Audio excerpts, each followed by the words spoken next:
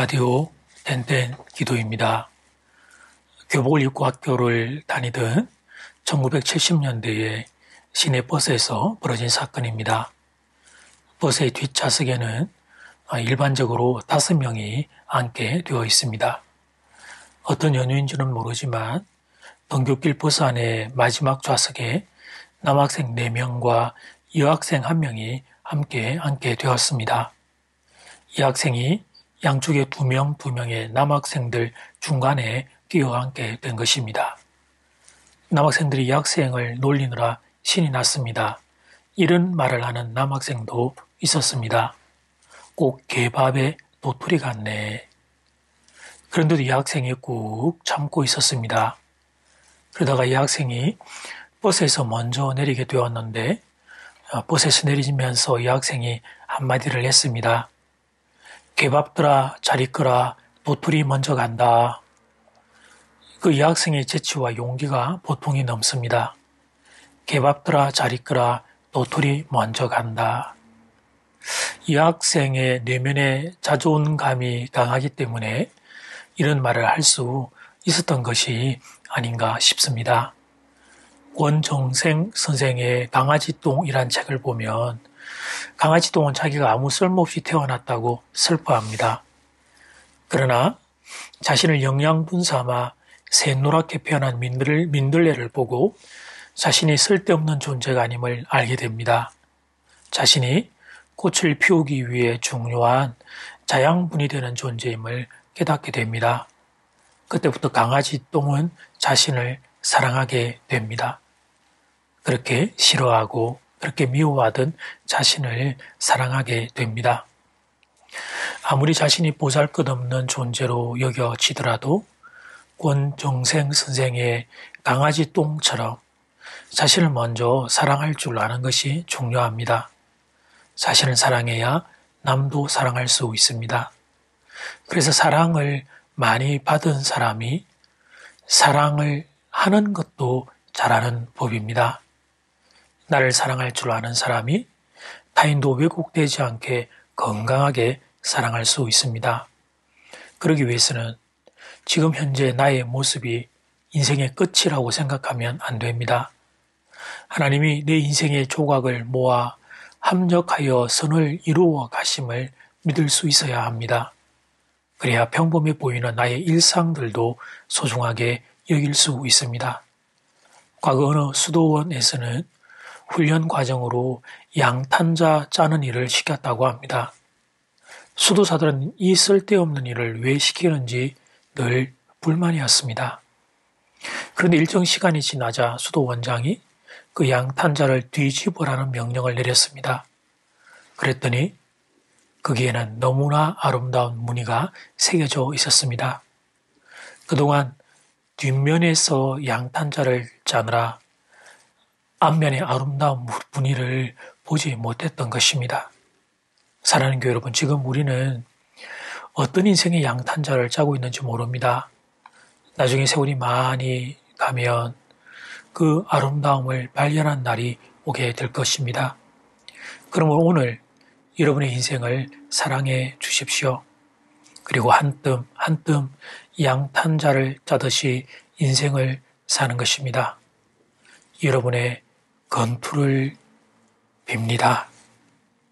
오늘 날마다 주기로 곁에 본문은 요한일서 4장 7절에서 21절 말씀입니다. 요한일서 4장 7절에서 21절 말씀. 사도 요한은 오늘 본문을 시작하면서 7절을 보면 사랑하는 자들아 우리가 서로 사랑하자는 말로 시작합니다. 이 말씀을 들을 때 아마도 여러분의 마음이 따뜻해짐을 느꼈을 것입니다. 사랑하는 자들아 우리가 서로 사랑하자. 말하기 좋고 듣기 좋은 말입니다. 그런데 이어지는 8절 말씀을 보면 부담이 확 다가옵니다. 사랑하지 아니하는 자는 하나님을 알지 못하나니 이는 하나님은 사랑이심이라. 이 말씀은 우리 모두 사랑합시다라는 말과는 뉘앙스가 다릅니다. 사랑하지 않는 자는 하나님을 알지 못한다고 선언하고 있기 때문입니다. 12절로 내려가면 숨이 더 막힙니다. 어느 때나 하나님을 본 사람이 없어되 만일 우리가 서로 사랑하면 하나님이 우리 안에 거하시고 그의 사랑이 우리 안에 온전히 이루어지느니라. 하나님의 사랑이 우리 안에 온전히 이루어지는 것은 우리가 서로 사랑할 때라는 사실입니다. 그런데 사랑하는 교회 여러분, 우리가 이렇게 살 수 있을까요? 그래서 요한 1세의 말씀이 어려운 말씀이 되는 것입니다. 이해하기가 어려운 것이 아니고 내 마음으로 받아들이기가 어려운 것입니다. 그러나 사도 요한이 이 말씀을 한 것은 우리를 힘들게 하고 부담스럽게 하려는 것이 아닙니다. 하나님처럼 사랑하라고 우리에게 명령하는 것이 아닙니다. 사도 요한이 말하는 핵심은 예수님을 온전히 믿게 되면 그 한 사람에게서 나타나는 모습이 있는데 그것이 바로 사랑이라는 것입니다. 하나님이 우리를 그렇게 빚어 가신다는 것입니다. 그러므로 사랑하지 않으면서 나의 신앙이 높은 수준이라고 착각하면 안 된다는 것입니다. 비난과 판단의 영이 내 안에 꿈틀거리면서 내가 신앙생활 잘 하고 있다고 착각하지 말라는 것입니다. 신앙이 성숙하면 나타나야 할 중요한 표지가 있는데 그것이 바로 사랑이라는 것입니다. 20절 말씀이 바로 그런 의미입니다. 누구든지 하나님을 사랑하노라 하고 그 형제를 미워하면 이는 거짓말하는 자니 보는 바 그 형제를 사랑하지 아니하는 자는 보지 못하는 바 하나님을 사랑할 수 없느니라. 사랑이 부흥의 핵심입니다. 한 사람과 한 공동체 부흥의 핵심은 사랑입니다. 부흥이란 예수의 영이신 성령님으로 충만케 되는 것인데 성령님으로 충만케 되면 그때 나타나는 중요한 특징이 사랑의 사람이 되는 것입니다. 성령이 임하시면 여러 가지 영적인 은사가 나타납니다. 그러나 그것은 현상은 있을 수도 있고 없을 수도 있습니다. 더 중요한 표징이 있는데 그것이 바로 사랑의 증거입니다. 그게 진짜입니다. 만약 한 사람이 사랑의 사람이 되었다면 그것이 바로 성령의 역사가 임한 것입니다. 그러나 성령의 은혜를 받았다 자랑하면서 비난하고 판단한다면 그것은 성령의 은혜를 받은 것이 아닙니다. 아직 아닌 것입니다. 갈 길이 먼 것입니다. 저는 여러분이 성령의 은혜로 충만해 사랑의 사람 될 수 있기를 주님의 이름으로 축복합니다. 이제 첫 번째 기도 시간입니다. 받은 말씀과 개인 기도 제목을 가지고 함께 기도하는 시간입니다. 이 시간 다 함께 마음을 모아 주님 앞으로 나아가겠습니다.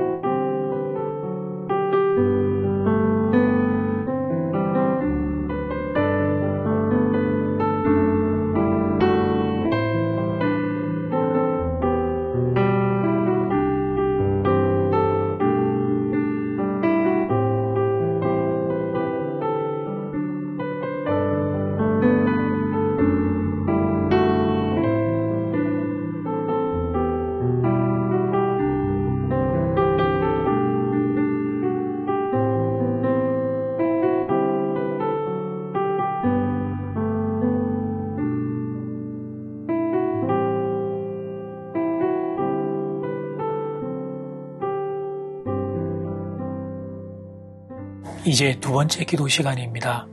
사랑이라는 단어는 마음이 설레는 좋은 단어입니다. 그런데 나를 보고 사랑하라고 성경이 말할 때는 사실 부담스럽습니다. 그런 우리를 향해 오늘 본문이 정신이 번쩍 드는 말씀을 하고 계십니다.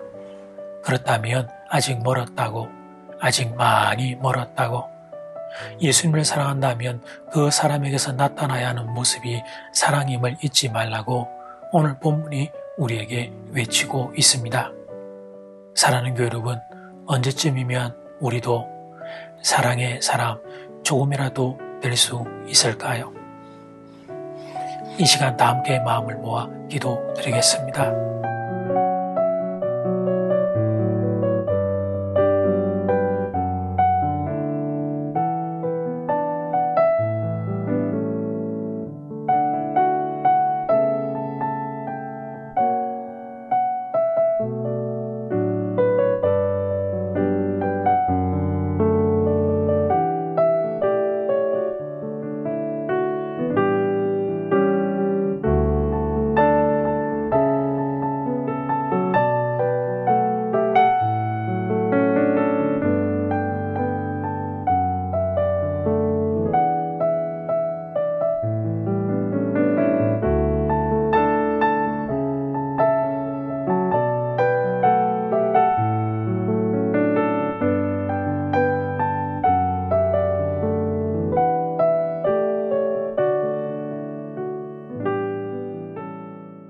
요한일서는 사도 요한을 통해 사랑의 메시지가 끊임없이 쏟아집니다.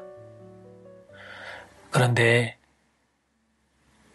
읽을수록 들을수록 주님 부담이 됩니다.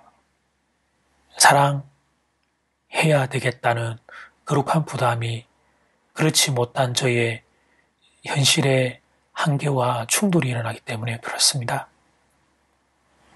말씀을 주님 멀리 밀어놓지 않겠습니다. 아직은 많이 멀었지만, 아직은 정말 아직 많이 멀었지만, 저도 세월이 가며 오늘 말씀을 따라 사랑하는 사람으로 자라날 수 있기를 소원하고 기도합니다. 사랑하는 성도들에게 이런 은혜를 허락하여 주시옵소서. 특별히 가정들을 위해 기도합니다. 가정의 부부가 하나님의 깊이 사랑하며 사는 장전절의 모든 가정 될 수 있게 은혜 더하여 주시옵소서. 예수님 이름으로 기도드립니다. 아멘. 이제는 각자 개인적으로 기도하시면 되겠습니다. 평안한 밤 되십시오.